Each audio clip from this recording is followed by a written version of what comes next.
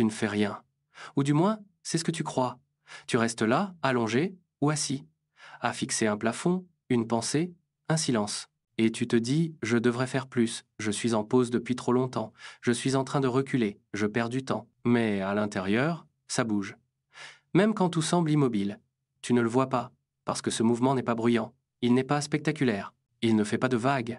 Il est doux, comme un frémissement sous la peau, subtil, comme un battement de cœur dans le calme.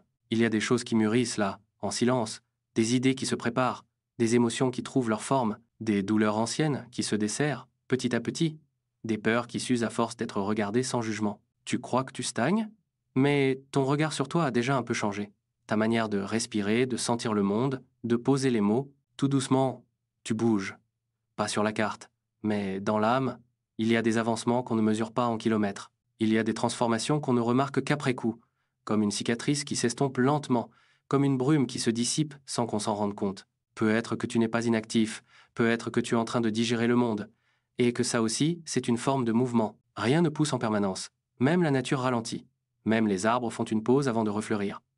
Même le ciel attend parfois, sans couleur, sans éclat. Alors pourquoi toi, tu devrais toujours aller vite? Tu n'as pas à prouver ta valeur par ta productivité. Tu n'as pas à justifier chaque seconde de silence. Tu as le droit d'être, simplement. Tu crois que tu fais du surplace, mais ton regard sur tes douleurs est moins dur. Ton rapport au passé est plus doux. Tu commences à te parler autrement. Et ce changement-là, personne ne le voit. Mais il est immense. C'est le genre de mouvement que personne n'applaudit. Parce qu'il est discret, intime. Mais c'est souvent celui-là qui te ramène vraiment à toi. Il y a des jours où tu ne peux pas courir, pas même marcher. Mais ton esprit, lui, continue d'observer, d'apprendre, de ressentir. Et cette présence à toi, aussi fragile soit-elle, est déjà un mouvement. Regarde-toi. Tu es peut-être épuisé, ralenti, perdu. Mais tu es encore là. Tu n'as pas renoncé. Tu continues d'habiter ton corps, de rester en lien avec ce qui t'habite. Et ça, c'est tout, sauf de l'inaction. Alors la prochaine fois que tu te sentiras immobile, inutile ou trop lent, rappelle-toi ceci.